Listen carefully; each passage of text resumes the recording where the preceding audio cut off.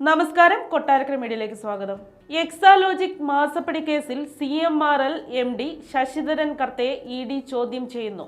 ആലുവ തോട്ടക്കാട്ടുകരയിലെ വീട്ടിലാണ് ചോദ്യം ചെയ്യൽ.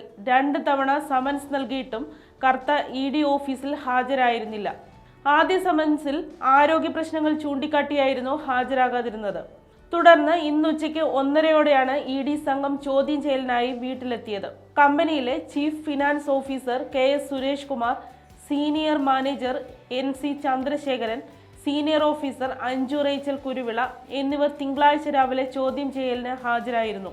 ചോദ്യം ചെയ്യൽ പൂർത്തിയാക്കി ചൊവ്വാഴ്ച രാവിലെ 11 മണിയോടെയാണ് ഇവരെ വിട്ടയച്ചത്.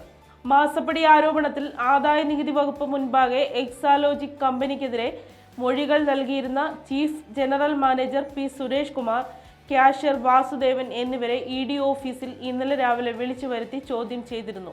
ED രജിസ്റ്റർ ചെയ്ത കള്ളപ്പണം വെളുപ്പിക്കൽ നിരോധന കേസിലും ഇവരുടെ മൊഴികൾ പ്രധാനമാണ്.